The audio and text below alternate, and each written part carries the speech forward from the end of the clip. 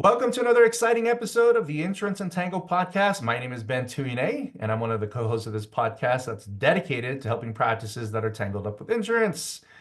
Want you to meet my friend, co-host, and today I'm going to be interviewing Naren Arulrajah. Naren, how are you, my friend? I'm doing great. And you? Doing wonderful, thank you. So excited to talk to you about this whole concept of dealing with negative reviews. We all get them.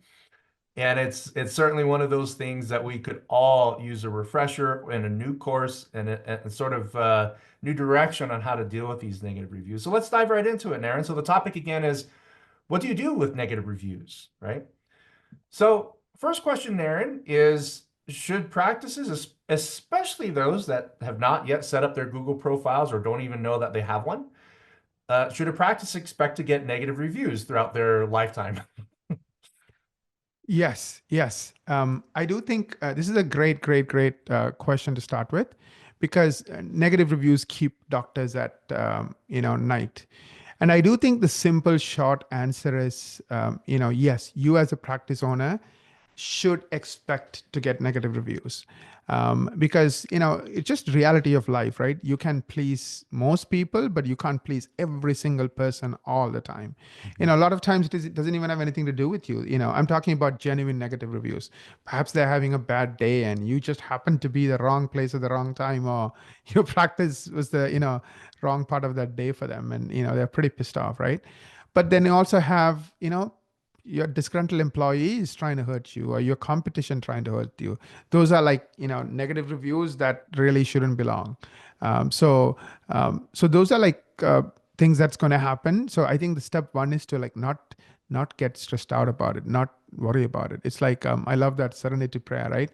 um, there are things you can change and there's things you cannot, and the things you can change, of course, work on it. The ones you cannot, have the knowledge to know no point stressing about it and like ruining the rest of your day, or like making it worse for everybody around you because you are Mhm. stressed out. Yeah, it's negative reviews are tough. I remember when I first got my first negative review, and that was a long time ago. It keeps you up at night, right?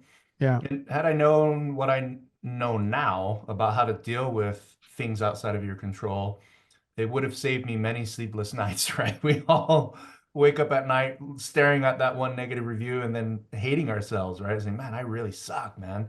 But that's one out of maybe hundreds, if not thousands of patients that do stuff like that. And I kind of feel like, in my experience there, when I saw my first negative review, I wasn't prepared for it. My mindset was totally not prepared and destroyed. So I think everything starts with mindset. What type of mindset do you recommend practice owners have? And I guess this is applicable for any business owner with regards to reviews as a whole, both negative and positive reviews. Yeah. I mean, again, I like analogies. So all of you, finished a dental degree, who's listening to this podcast, you're all practice owners, you're all very successful people. Even when you were in school, whether it's, dental school, or whether it's, university or even high school, I bet you didn't get every question right, right? I bet you didn't do, get 100 for every subject. I think 99% of us probably didn't do that. So, some subjects we did struggle, some subjects we aced it, and even the ones we aced, once in a while we mess up, right? Like, maybe carelessness, maybe, we didn't get enough sleep, maybe, we didn't understand something, and we messed up. So there could be lots of reasons why we mess up. So I think the way to think about it is just like, school is not like about getting 100 for everything. It's about getting into dental school or getting in, achieving your objective, whatever that objective is. Same thing with this, right? So reviews as a whole is all about helping your potential new patients decide to come to you. That's the only reason why we are doing reviews. And they're not expecting 100 out of 100 every single day for the rest of your life to come to you, because if they're human, they understand you can't please everyone, right? And to be honest, having negative reviews legitimizes you, as opposed to it feels like it's all artificial and it's all cooked up. So I do think keeping that perspective in mind. So on one hand, I would work on getting more positive reviews. Just like on one hand, I'm doing turning my assignments in, going to class, trying to get as much marks as I can for every subject, and maintaining my GPA. So at the end of the term, I do end up with a decent GPA. So I'll keep working on it. So same way, I keep working on getting positive reviews, because unfortunately, positive reviews don't just come by, you have to go work on them. Because, when people are happy, they don't take the time to stop and think and say thank you and appreciate you, right? When they're Mhm. unhappy, of course, they'll go and blast you in 17 different places. But so you have to put some energy, to like turning in that exam paper, showing up to class and making sure, you do all the things that's supposed to be done, turning in the assignment, etc. You have to work on getting those positive reviews. And then when you Mhm. do get the negative reviews, just like, imagine you got a question wrong because carelessness, you didn't get enough sleep, whatever the explanation is, you try to work on it. Okay, next time I'll get enough sleep. Next time I'll beef up on that subject. So the next exam I should be able to do better, right? Or Mhm. sometimes you can even do a makeup exam, right? So you have to kind of proactively work on reviews as a whole. And then when negative reviews come, don't let it affect you. Of course, we can talk about how to handle negative reviews, but I think that's one of your questions down the road. So we'll wait for that. Yeah, no, I like that. Negative reviews are tough, I think we really have to work hard on our mindset to not let it bother us.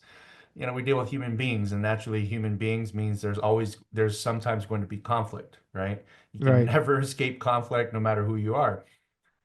So, so with that said, Naren, with regards to reviews as a whole, like if I'm a practice owner thinking about, hey, I want to work on my reviews, what kind of goals should you be thinking about? Yeah, I think at the very minimum, every single practice owner should get 10 or more Google reviews a month. Hmm. 10 or more. I have seen practice owners that have set a goal of 15 or more, 20 or more, depending on how big they are and what's possible, right? 10 or more, if you were to break it down, it's literally one review every other day, right? If you're open 20 days a month. So it's Yeah. not too bad, right? And again, there are techniques. I did a podcast on this topic. We'll put a link on our show notes. You can go and check it out. I think it was done on Thriving Dentist with Gary Takas on like literally like how do you actually make it happen?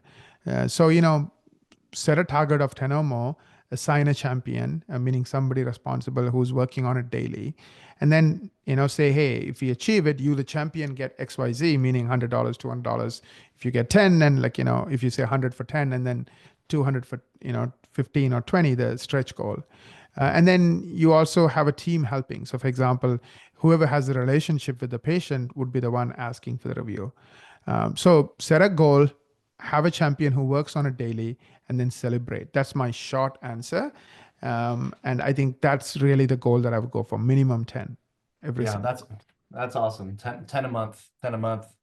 I print my goals in there right at my computer screen. I see them every day, every break, you know.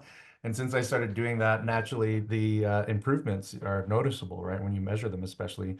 What Right. about what about negative reviews? Handling negative reviews, Naren. How should one handle a negative review? Yeah. Now there are two types of negative reviews: legitimate ones and illegitimate ones, right? Legitimate ones is, real patient for some reason is upset. Doesn't matter whether it's your fault or misunderstanding, but they're upset. That's a legitimate review. And, Mhm. illegitimate review is you don't even know who this person is. Perhaps a disgruntled employee who created a fake profile and is trying to come after you, or perhaps a competitor who hates how successful you are and trying to come after you. If it's a legitimate review, then I would recommend, saying something like, "I'm really sorry the way you felt. Please call my office. I'll do everything I can to, address your concerns." But don't try to argue with them. Don't try to like, tell them they're wrong and all that stuff. But the key also you have to keep in mind is HIPAA. So you don't want to like disclose any private information because then you're violating HIPAA. Um, Now, if it's an illegitimate one, now of course we have a massive team. We have 250 employees, and some of them focus on the Google review piece, and we contact Google or any other third-party company. But like we are talking about Google right now because that's like the 90% of your success is going to come from Google. So we contact Google and say they violated your terms of service. Like for example, Google has so many things you cannot do in a review, and if you do, then we can get it off. So like think of it like a lawyer throwing out a case on some kind of a technicality, right? Mhm. Like that kind of Oh, a thing. So yeah. you can like throw out a review on technicality. Of course, you need to be a good lawyer, a person who knows what those technicalities, and you need to know how to work with Google. The challenge is, as a practice owner, you may not know this because you don't live and breathe working with Google, right? Especially Google reviews. So like if you are a client, you would let us know, and then we would deal with Google and sort it out. Doesn't mean every review is going to be removed, because Mhm. like I said, there are real reviews, and that's hard to remove. And but if it's a legitimate review and we can find a technicality, we are definitely going to find it and we're going to get rid of it. Yeah. But like I said, don't overthink this, right? I mean, if you're getting 13 positive reviews and one negative review, for every 30, that's great, because that Mhm. means your rating is going to be, literally like, 4.8 or 4 point something, right? So like you're going to do really, really, really well in the eyes of the patient. And that actually even legitimizes you. The fact that, once in a while you have those stray negative reviews. Yeah, I remember, I don't know how well the reviews are being managed on Amazon, but I remember I was looking at a product a number of years ago, and they had over 5,000 reviews, and they were all 5-star. And I had a great amount of skepticism, like nobody's perfect. No Yeah. product is perfect. Yeah. And sure enough, when I looked at the reviews, consistent poor grammar, right? Uh, And it was almost as if a computer system were making these reviews because the style of language was almost the same. And this is me right. not understanding the psychology of being able to detect if you actually wrote something that you sent to me, right? But you Yeah. could tell, it's like, this all looks like it was written by the same person, right? Right. But what's interesting though is that when I do see 5,000 reviews and I see 4,500 positive, and then there's a mix, right? You tend to have a Yeah. little more trust. But I see the negative reviews and I see how the business owners respond to them, and sometimes those responses make me cringe as a Yeah. potential customer. What's your maybe I should ask, are there any no-nos when it comes to responding to negative reviews? Yeah, absolutely. I think the number one no is do not argue with your customer, even if Mhm. they are wrong, right? Do not, make them wrong. Like this is not about you and them. This is about the spectators who are watching. So like remember, every one of those reviews and your responses to those could be seen by hundreds or thousands of your potential customers. So if you're magnanimous, if you are like take the high road, people respect that, Mhm.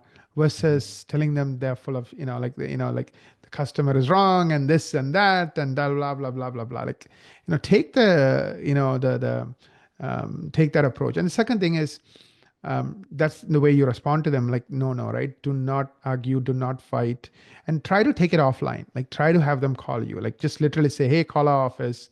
Will and then just try to like diffuse the situation and just bring it offline. Mhm. Of course, if you can make them happy, and then have them come back and correct it, on their own free will, without like forcing them to do it. But I think that again would be like, oh, we had a small challenge. This is what the doctor did personally. Call me. So now that turns into a really good positive.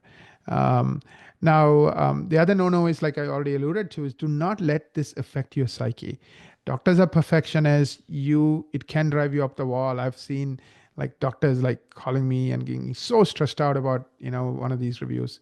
Just take it easy. Just let it go, because it really is, if you had three reviews and one is a nasty review, then I would be worried. But if you have 300 reviews and 10 are bad, that's okay. Like Yeah. I said, it's a numbers game, right? It doesn't really matter. Look at the average star, and then really go to work on getting those positive reviews. Go to work on, if you know that when you're doing that exam, there's one part of chemistry you're not good at, but the other parts you can do really well and you can still get 93, then go for the other Yeah. 93, right? Don't get so stressed out about this 7% and, like let go of the 93. So just keep in mind the big game is not about those 7%. It's about, okay, I can get that close to 100, which is the rest, right? So, anyways, Mhm. have a perspective. Don't let this stress you out. And when you are stressed out, you're not going to do great work for the patients you're seeing that day. You're not going to be a great leader for your team members. You become the problem. So never let yourself become the problem because of this review, negative Yeah. reviews. Gotcha. Is it smart to reply to reviews, like any review or even negative Absolutely. reviews? Is it? Absolutely. Every review you should reply to. And of course, our clients, we do it on behalf of our clients. Mhm. And the reason is, again, it helps with the algorithms. Google loves it. And that helps with getting more, people to see you. But also like people are watching. Like, I look at stats sometimes and the responses are seen 100, 200 times. And if Mhm. it's a positive review, say, hey, thank you so much. We really appreciate it. Of course, don't disclose any personal information because of HIPAA, but like in a generic way, appreciate them, thank them, and so forth, right? Again, there's certain techniques to it, and I think it's better to have your marketing company do this for you, because that way you don't have to worry about HIPAA. They don't know the patient, and Mhm. also they'll do it consistently, right? I mean, hopefully, if they are doing that consistently. So definitely do reply to every review, and do it within a reasonable time frame, maybe a week, 2 weeks, but not like 7 months later, right? So just so people know that you are paying attention. You as a leader is paying attention. Yeah. I mean, even great hotels, sometimes you see the general manager replying, and I'm talking about not the ordinary hotels, but the really nice ones. Yeah. Because Yeah. showing that you're engaged, I think, is really powerful, meaning the practice is engaged. Yeah. I've only ever given businesses 5-star reviews. I've never once given anything less than a 5-star. If I didn't like something about it, I didn't review it, because businesses, for the most part, if they do a good job, they could serve you a bad meal today, but 99% of the meals that you eat are good. And so when it comes to reviews and replying, like what you said, Naren, I've left many reviews, and it's they're less than half of the businesses actually replied to those positive reviews, but I remember them. I remember, I kind of created Right. loyalty towards those brands. So last question here, Naren, is that I know that reviews are a fantastic way to reinforce, or at least increase your credibility to people that are looking for a service that you offer. And so therefore they tend to make a great something that's really great for new patients. But sometimes just having reviews doesn't always work in terms of new patient flow. So practices that have a lot of great reviews, not seeing a lot of new patients, but want more new patients, what do you recommend for those practices? Yeah, the reason perhaps you're not getting new patients is people are not finding you, right? Reviews is like after they find you, it's a way for them to say, "Yep, I'm going here," because if all these people are, saying one thing and that you're great, then you must be great. That's what the reviews do. But to help people find you, you need to do more than that. So I think, of course, you can rely on ads, you can rely on PPO plans to send you patients, or you could rely on SEO. I'm biased towards SEO because it's the lowest cost. And also, once you earn it and you're able to maintain it, it gives you an advantage, year after year after year.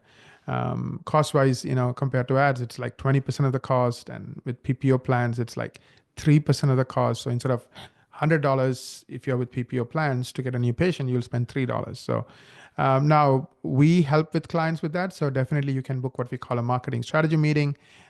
It's an 1 hour meeting. We do a lot of work, figure out how well you are doing or not well and the root causes, right? That's the key, right? If you are doing well, what are the reasons? And if you are not, what are the reasons? Once you know the root cause, you can do something about it. And then we'll also give you a plan if you are not in the top 5% of Google and have that unfair advantage in terms of SEO. So that's where I would start. The link is insuranceuntangledcom/MSM. It's a $900 value, and definitely that's something that I would start with if you're not getting enough new patients. Awesome, Naren. Well, this is a fun episode. I appreciate you sharing all your amazing knowledge and expertise as it pertains to negative reviews. I certainly learned a couple of new things here that for my business as a non-dentist that I want to implement. So thank you, Naren, again. And then for our listeners, insuranceuntangledcom/MSM. That's marketing strategy meaning to request that particular offering from Naren and his team. I want to thank you for joining us today on another amazing episode of the Insurance Untangled podcast. Without you, we wouldn't have a podcast. So thank you. If you enjoyed today's episode, give us a like, share this with friends on social media or any other platform that you currently use. Your reviews will help other doctors find our content. And by the way, don't forget to check out just our standard website, insuranceuntangledcom, for our quarterly webinars that we're holding one here December 13th, 2024, as well as any other freebies that we're going to be posting and offering on a seasonal basis to our listeners. So thank you again for joining us. Until we meet again, we wish all of you the best of success.